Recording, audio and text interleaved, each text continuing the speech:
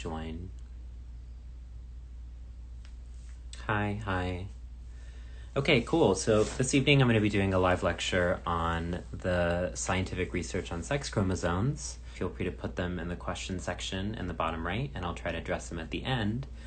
Today I'm taking donations to Give India, which is working with COVID relief. In case you haven't heard the devastating news of the humanitarian crisis coming out of India right now, thousands of people are dying every day, and it's one of the most devastating things I've seen in my life. So many people, so many of my family members are struggling right now. So all these donations are going to go towards getting oxygen to people in India right now who really need it during this COVID-19 crisis. This is my third fundraiser for India. The last one we did was to support the trans community in India suffering from COVID. Before that, we were supporting another mutual aid group.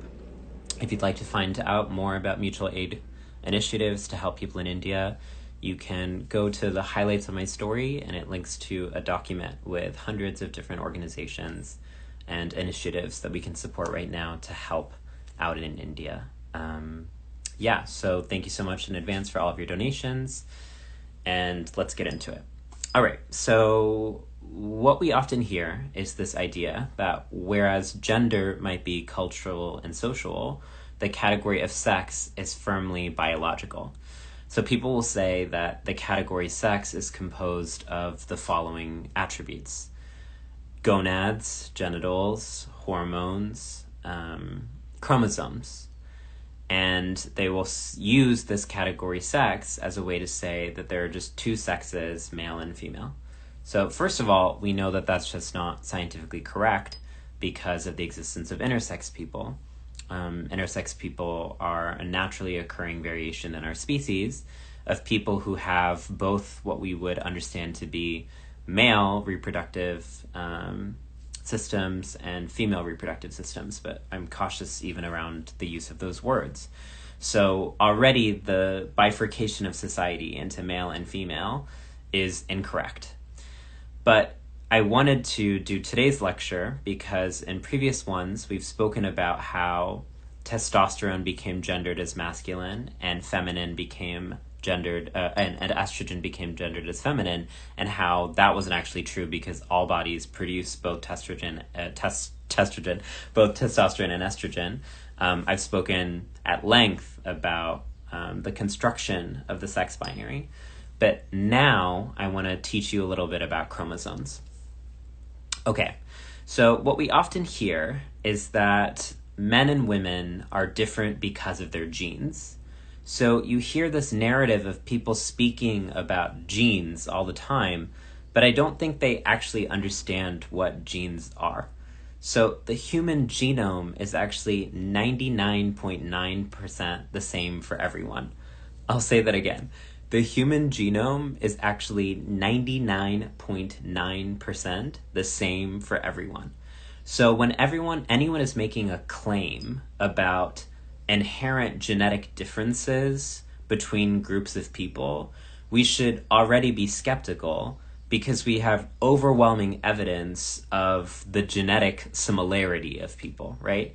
So when people say that Black people are genetically different than white people, what we actually have to remind them is that there's that those categories of race, gender, and sex don't necessarily correlate with genetic identity. It's more complicated than that.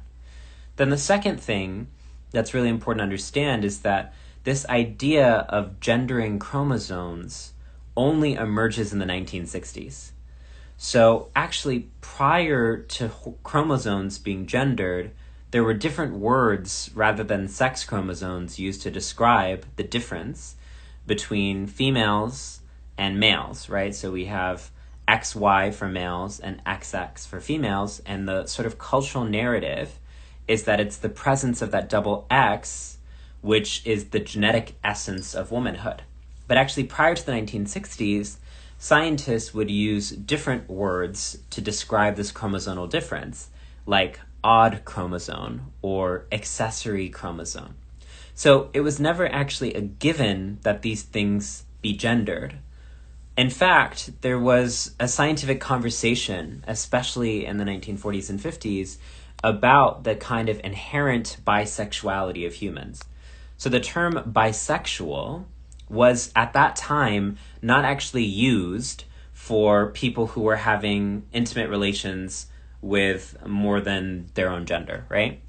We now colloquially use bisexual as a sexual orientation, but actually the history of the term bisexual within scientific communities is more of what we understand to be intersex now. So when people were bisexual, it meant having attributes of both sexes, right?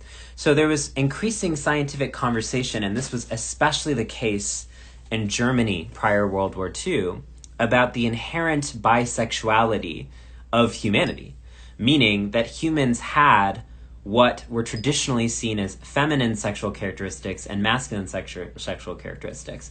So the model that was emerging is that actually sex was a spectrum, not a dichotomy. That the properties that we associate with sex, like hormones and chromosomes, actually were better described as a spectrum, meaning there was gradations. That actually within the category male, there was a distribution of hormono-chromosomal patterns. Within the category female, there's a distribution. So you see the difference there between a spectrum and a binary or a dichotomy, right? A spectrum holds space for the space in between. But then how did we get from that scientific awareness about the bisexuality of biological sex towards, in 2021, people arguing that males and females are genetically distinct and opposite, right? Well, the way that we got there is not about science, it's actually about culture. And I think this is why Dr. Richardson's work and Sex Itself is so great. It was really hard for me as someone who doesn't know genetics, but I really spent a lot of time trying to understand it because I knew it was important. And what Dr. Richardson actually shows us is that the empirical scientific evidence that there was a chromosomal determinant for sex doesn't exist. In fact, what she traces is that it was cultural pressure that led to scientists identifying the presence of the X as the genetic essence of femaleness, or what she argues is sex itself.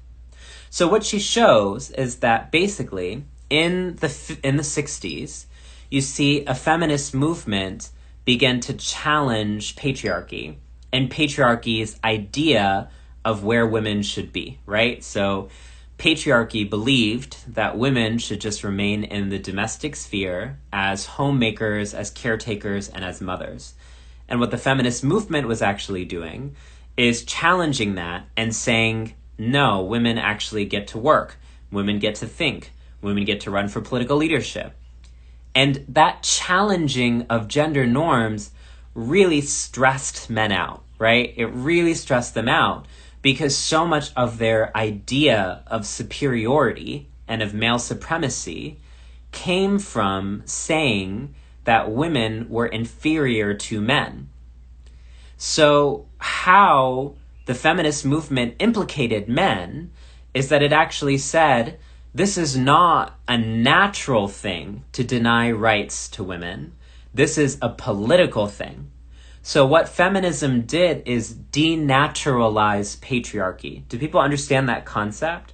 So men would say that patriarchy is natural because of science and biology, right? So men would say the reason that men get more rights in society is because men were biologically meant to be leaders or biologically meant to be dominant, right? And then the feminist movement came in and said, no, this isn't actually biological truth. This is political choice. So what denaturalizing patriarchy meant is that male supremacy was not a fact of biology. Male supremacy was a political choice created by men to oppress women, right? So what the feminist movement challenged male supremacy so much that men were looking at how to reconsolidate their power after being challenged, right? One of the biggest challenges to male power in the United States in particular is prior to World War II, right? Masculinity was defined as being a breadwinner or earning money for your family. But then after male soldiers returned from World War II, they realized that so many of their wives and the women in their lives were actually working in the jobs that they worked before. So women were working in factories, women were working in corporations, women were working in all these places that men had derived their masculinity from. So then men were like, oh, wow, we're feeling threatened, right? Instead of being like, that's badass that women can earn money and be competent and work, men were like, how do we re-entrench our power? And that's where you see this sort of baby boomer generation, the 1950s gender stereotypes. You might have seen advertisements from the 1950s which market these extremely binary traditional gender stereotypes of women belonging at home because there's a threat to male power, right? So oftentimes when we learn about the 1950s housewife, we don't learn that that's created as a corrective for the trope of Rosie the Riveter, right? Or the idea of women being strong, powerful, economically self-sufficient. Gender roles have to be reconsolidated in the 1950s. And then as men continue to reconsolidate gender norms and punish women for having ambition outside of the home, in the 1960s, you see the emergence of the feminist movement, right? And not the emergence, but a kind of proliferation of feminism in the United States. And one of the most popular phrases by the 1960s feminist movement was, the personal is political. So women began to actually bring politics into the domestic sphere. Previously, people had only understood politics as existing in protests in public, never actually being about how we treated each other at home. But women began to politicize gender-based violence, gender stereotypes, appearance. Nothing was off the limits of where patriarchy's tendrils were going. So male power was threatened once again, in the same ways it was threatened during World War II. And what Dr. Richardson argues is that patriarchy was looking for an anchor to justify sexism and the distribution of society into the male public and into the feminine domestic.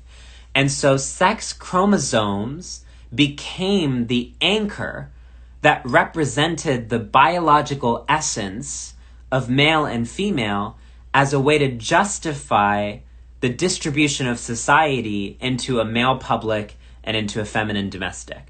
Does that make sense for people? It's kind of a complicated concept, so I'm going to try to explain it again. So the idea that we often hear is that XX equals female and XY equals male, and that the presence of the Y is the presence of a biological genetic difference between the sexes. But actually, we don't have scientific evidence to make that claim. So actually, there was scientific confusion around how to define sex because the evidence kept on showing that most everybody had both male and female attributes. But that idea of humans being inherently bisexual, meaning having both male and female biological sex, wasn't consistent with the political need to subjugate women. Because if men and women were actually biologically similar, then men couldn't justify denying women rights and political empowerment on the basis of biology. So what you begin to notice is that they shift to a new category to say, well, this is the biological truth of sex. And so sex chromosomes became the location that men used to justify that there were two biological sexes and that there were different fundamental genetic things as genetic female and genetic male. Now, I want to teach you something about genetics really quickly. Saying genetic female and saying genetic male makes no sense biologically because there are billions of females in the world. So are you telling me that every single one of those billions of females has the same gene sequence? That's just kind of preposterous, right? When we say genetically male, that is billions of people. Like, are you really gonna tell me that every single one of those billions of people has the same gene sequence? That's just not true. It's pseudoscience. It's a stereotype that postures itself as science. And what Dr. Richardson actually says is that there's so many intersecting variables that affect genes, like presence of of hormones, like weight, like age, like developmental factors. Like, another thing that's really important to understand about genes is that we speak about genes as if they are blueprints of how people are going to be, right? So we say, well, I just have bad genes or I just have good genes. But that's not how genes work. And I'm sorry, I hate to break it to you, but genes are not blueprints that determine the rest of our lives in a direct linear way. Genes are activated by developmental and external factors, meaning that you and I could have the exact same genes, but they could physically manifest as different things based off of a whole array of factors, like access to nutrition, like environmental pollution, like poverty, like exposure to childhood trauma. All of those things impact how genes become activated, right? So this idea that genes are blueprints for identity and behavior isn't consistent with science, because genes are activated by environmental factors, right? So once again, when we say genetically female, what we're doing there is, yes, and the person in the chat is saying genetic environment interaction. Yeah, interaction is the word I was looking for. Thank you. So when we say that someone is genetically female, that actually doesn't really make sense, because there's more genetic diversity in the category female than that framework allows. And then two, it presumes that this category woman is a biological destiny and not a cultural product. So what I want you to understand is, when I say that sex and the sex binary is a cultural product, that does not mean that I'm saying that it's not real. So often when people hear this conversation about gender or sex being socially or culturally constructed, they say, you're erasing biology. And I could roll my eyes forever, and I will continue to. We're not. What we're actually saying is that sex and gender are real, but they become real through political and social choices, not through biological facts. So what biological essentialism or biological determinism says is the reason that we are men and women, and the reason that men are aggressive and that women are passive, is because of our genes, is because of our hormones, is because of our DNA, is because of our anatomy, right? But that's not true. The reason that men are considered more aggressive than women is not because of biology. It's because of society that encourages and rewards men for aggressive behavior and punishes women for aggressive behavior. So if we didn't have patriarchal gender norms, we wouldn't be able to say that women were more passive than men. Does that make sense? So whose interest it serves to say that man and woman are biological destinies is the interests of male patriarchal supremacists. Because then they could say that the reason that you are discriminated as a woman is because biologically your role as a woman is to be the weaker sex, as eugenicists used to say, the sex sacrificed for reproduction. So men can tell women, your only job in society is to be childbirthing. And when women actually have political, intellectual, economic aspirations, they are seen as betraying that biological role or destiny. When in fact, parenting is a choice, not a biological destiny. Heterosexuality is not biological destiny, right?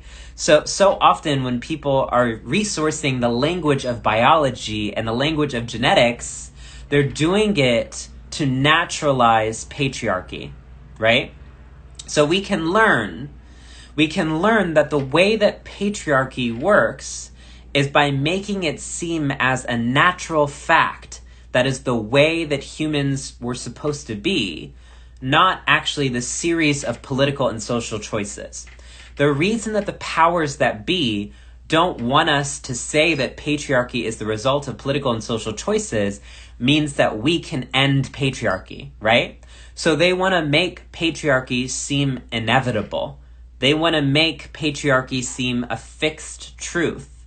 But what feminism is the notion that patriarchy is one reality, not the reality, and that we can and will practice a way of relating to each other that is rooted in consent, that is rooted in bodily autonomy, that is rooted in self-determination, not in coercion.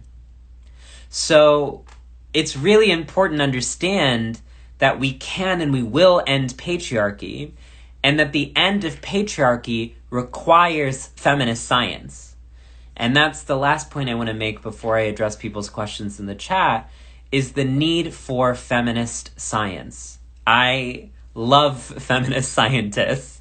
Feminist scientists have changed my life, and chances are have changed your life, and you didn't even know that.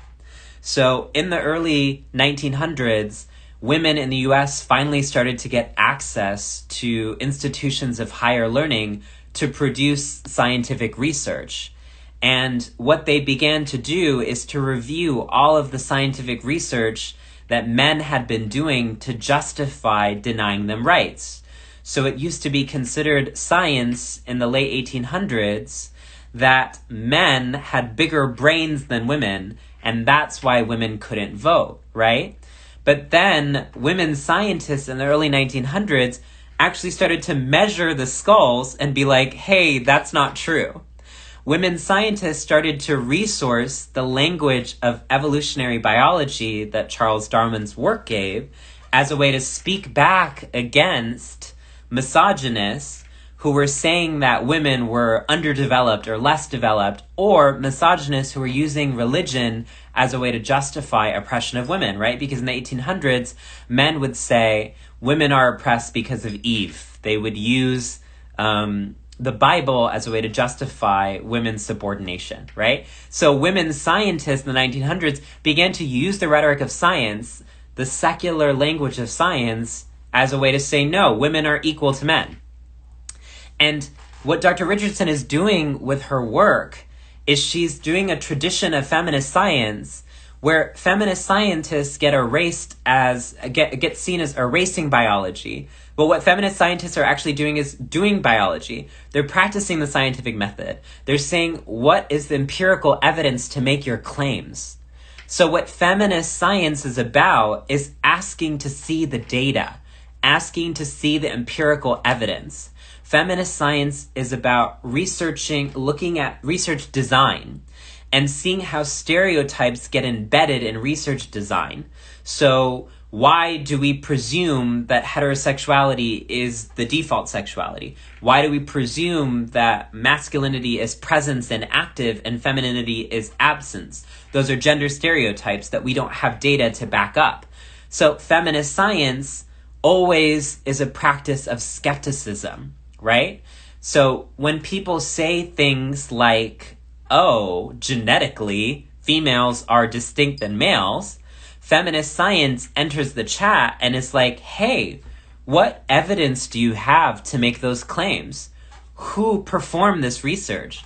Who funded this research? Where was this research produced and for what means? What replicable evidence do you have? Were there multiple research studies that were able to recreate these same claims?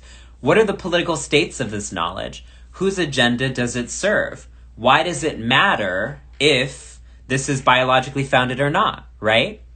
So I really want to empower those of you who are listening to understand that STEM is not just a white cis male enterprise.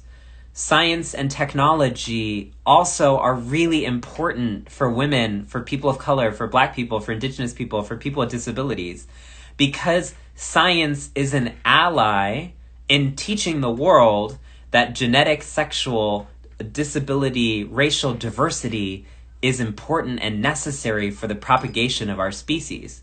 So don't let people tell you that science is conservative and regressive. Science is actually a clarion call for progress and evolution. And I think it's really important that we support the women and trans people we know in scientific fields who experience so much sexism. And when we look at the data, so many women major in STEM fields as undergrads, but then don't end up making it to the graduate level because of sexism in their departments. And that's why we need to have more funding resources, more mentorship opportunities for women in tech and for trans people in science. And what we actually begin to see is when women and trans people are making knowledge in tech and science, they're able to challenge this entrenched sexism that has postured itself as science for so long. So to summarize before I go to questions, there's no scientific basis to the sex binary, which means the division of society into male and females. There is no genetic basis for the sex binary. There's more genetic diversity and complexity within the category female than between the categories female and male. Genes are not blueprints for behavior. Genes are activated by environmental and social factors. The idea of sex chromosomes emerges in the 1960s in response to women questioning gender roles and gender norms as a way to punish women back into the sex binary. Feminism, then, is not just about reinforcing the sex binary. Feminism is about challenging the sex binary. And feminist science gives us the data to say that actually it is not scientific to divide billions of people into one of two categories. It's much more messy and complicated than that. And all human beings have what is traditionally understood as masculine and feminine biological attributes. Okay, so I'm going to start looking at questions right now, but first I want to say we've already raised $685 for Give India, that is working to get oxygen to the people of India right now who are suffering from the COVID crisis. Please continue to give. Thank you so much, everyone, to the 51 of you who have donated. It would be amazing if we could raise $1,000 tonight for India. Already from my past lives this week, we've raised over 1,400, so that will bring us to 2.4K to support the people in India. Thank you so much. Okay, so I'm going to start taking some questions. Does the term biologically female mean the same thing as genetically female? No. So genes are one aspect of biology, but other aspects of biology are hormones, anatomy, other systems. So genes basically are kind of like a branch off of the tree, which is biology. But both the idea of saying genetically female and biologically female don't really scientifically make sense because the category female has so much biological diversity among it. I hope that makes sense to people. How do we respond to this rhetoric of intersex being an abnormal phenomenon? How do we also respond to people treating the extremes at the end of the sex spectrum, as you described, as the basis of creating the binary as normative? Okay. So it's really important to understand that intersex expression is a natural variation across species. So if you had tuned into my last lecture on queer ecology, actually more than half of flowers are intersex. Actually, one of the most typical forms of animal form is intersex. So intersex is not even an aberration. In the animal and plant kingdom, intersex is normative, in fact. So when we say that intersex is abnormal, that's not actually true. And that goes back to what I was saying about the research that was happening in the early 20th century began to find consistently that human beings that were male had conventionally feminine biologies, and human beings that were female had conventional things associated with males. In fact, I would argue that biologically, humans are much more likely to have both male and female attributes than to be on the extreme poles. So the revision that I'm giving right now is that the extreme poles of manly man and feminine woman that are offered to us as the norms, those are actually the aberrations, right? Do you see that paradigm shift? So rather than viewing non-binary and intersex as the aberration, what I want to encourage us to do is to view the extreme polarities as the aberration. There are very few people in the world that confirm the stereotype of manly, masculine male, high testosterone, and feminine woman. These are illusions that are created by racial capitalism as part of a political agenda. But the illusions become more real than the reality, right? And that's what political propaganda does, is it postures images as more real than real. And so when we are actually saying, hey, this is real, like go outside, look at nature, go look at the data, people are like, that's your political agenda. But the political agenda is actually the imagination. And that's why we need artists, but that's another lecture. Okay, I'm going to take the next question.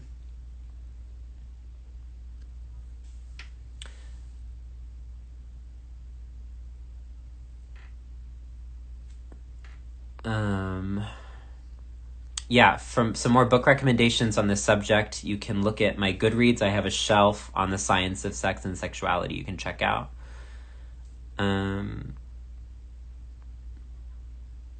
Okay, this is a really great question, and I'd love to exercise it with you.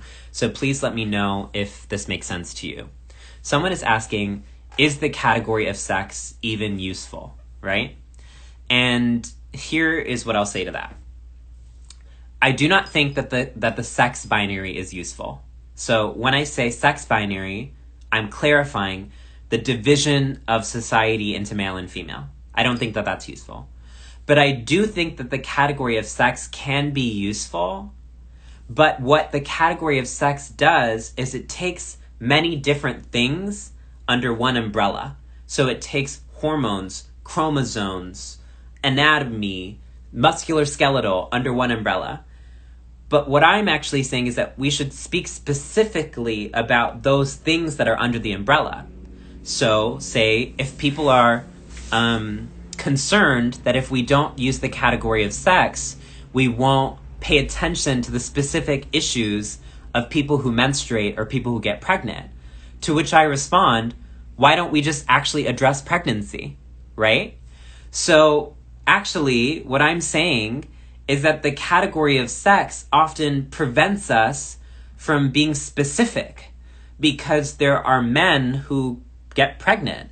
There are non-binary people who get pregnant. So what if we actually just spoke about pregnancy? Or what if we spoke about estrogen? Or what if we spoke about testosterone? Or what if we spoke about muscle mass? Or what if we spoke about, any anatomical feature, right? So when I'm saying we need to move beyond the sex binary, what I'm actually asking for is for us to be more specific. And that's actually going to help all of us, because there are so many women who don't confirm the stereotype of biological womanhood, right? So many people have PCOS, which can manifest as different expressions for different people, but often might correlate with hirsutism or having more hair than we might conventionally think a woman should have. Those people are still biologically women, right?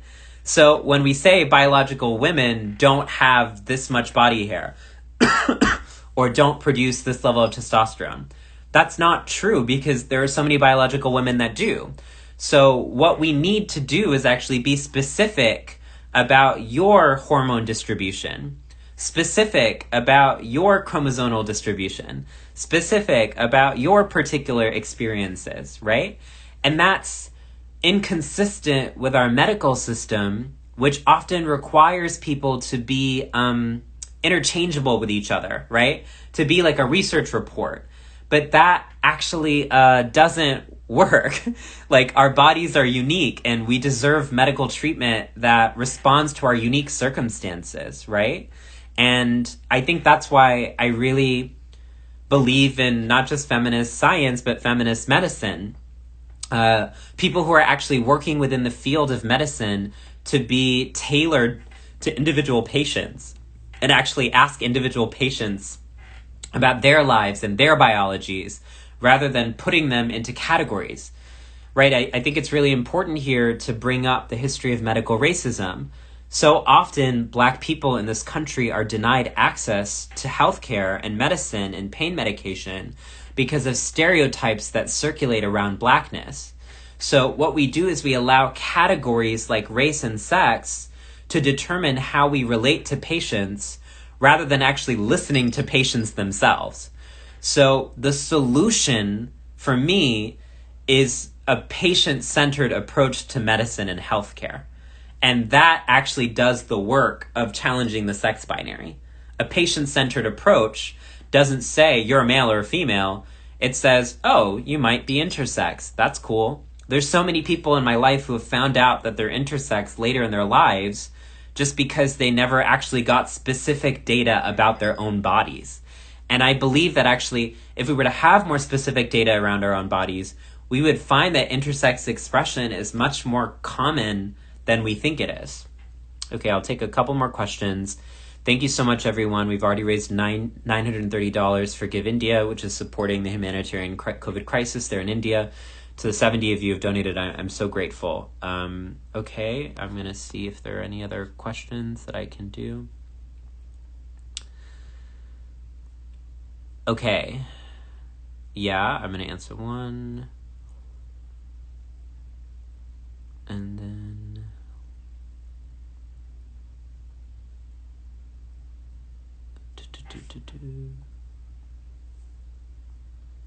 Two. Okay.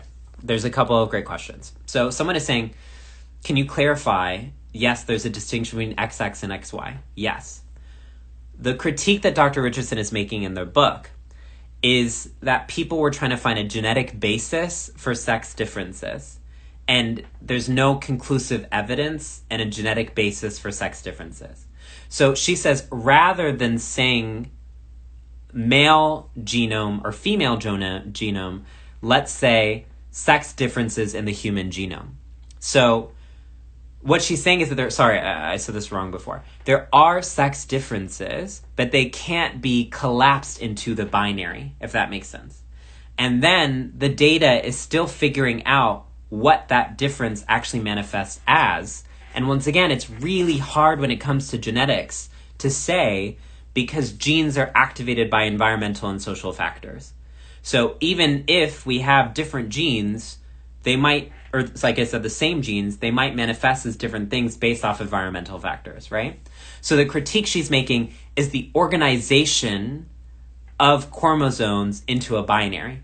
She's not saying that there aren't chromosomal differences. She's saying the reason that it became seen as a useful distinction, right? Let me give a great example of this. Why don't we sort human beings on the basis of our ear shape? Why don't we sort human beings on the basis of, I don't know, like if we have a unibrow or not? The differences that make a difference are political, meaning what we choose to elevate to a categorical difference is a choice. So the reason that sex chromosomes became seen as a foundational difference between males and females was a choice. Maybe there could have been so many other things that were completely ignored, but the agenda was to bolster and reinforce the confirmation bias that there was an inherent difference between males and females. Okay, then someone was asking about whether the terms male and female are problematic. When it comes to problematic terms, I really want to clarify something for people. You're allowed to use, and I make this point in my book, Beyond the Gender Binary. If you haven't read it, you should read it.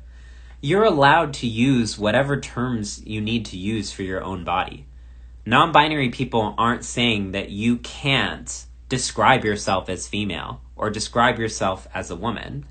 What we are saying is you don't get to tell other people how to narrate their experiences. So there's a difference between saying, I experienced my pregnancy as a woman. Notice how that's I, versus saying pregnancy is an experience for all women. That's a blanket statement that doesn't actually encapsulate everyone's lived reality. So if you personally identify as a female or a male, that's cool, awesome. But then the problem becomes when we make extrapolations like only females menstruate or all males are aggressive. That's not true. So it's not actually about polygamy to be, in so much as it is just about being honest about the reality of biological diversity. Then I think the critique is people will say male, right? That's trans exclusionary feminism. No, you don't get to tell people what they are biologically, because the idea that because you have certain chromosomes or certain genes or certain hormonal distributions, you're male, that's a social and cultural decision, not a biological fact. So what you could say is you have this level of this hormone, you have this level of these chromosomes, but collapsing that into the category of male and female is not a biological truth. So actually, this framework of your biological male or biological female is actually a transphobic whistle, because you don't get to say that. Like, you don't know someone else's bodies. Like, it's kind of creepy that you're assuming people's genitals, assuming people's chromosomes, assuming people's hormonal distributions. You don't have access to that data. People literally will say biological male or female just by looking at you in public.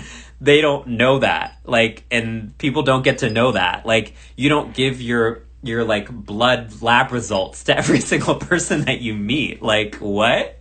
It's not okay, actually.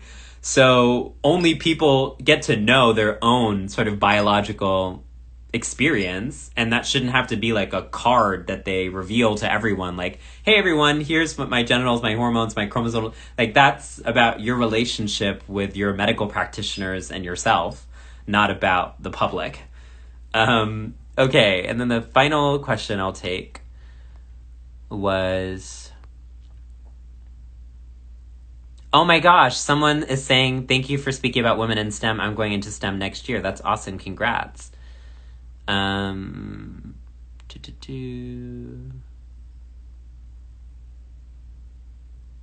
Okay, so someone is saying, what would you say to people who say that PCOS or that intersex conditions are things that need to be treated and fixed, right?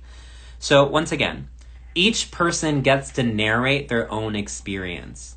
So there might be someone with an intersex variation who says, hey, I'd actually like to be fixed. That's okay for you as an individual because you own your own body. But to say that all people with PCOS have to undergo this kind of treatment, or to say that all people with any intersex variation have to undergo treatment, that's the problem, right? At the core of everything that I believe is bodily self-determination. Each person gets to choose what they do with their own body. So some people might be more comfortable living a visibly gender nonconforming or sexually ambiguous life. Other people might not be. That's okay. We need to create a society where people don't have to make choices out of fear of judgment and persecution. There are many intersex, gender variant people who have to compromise their authenticity and relationship with their bodies because of medical scrutiny, because of invalidation, fear, torture, coercion, violence. Those things shouldn't exist in society. So how about, instead of making people modify their bodies, we make society modify its misogyny, right?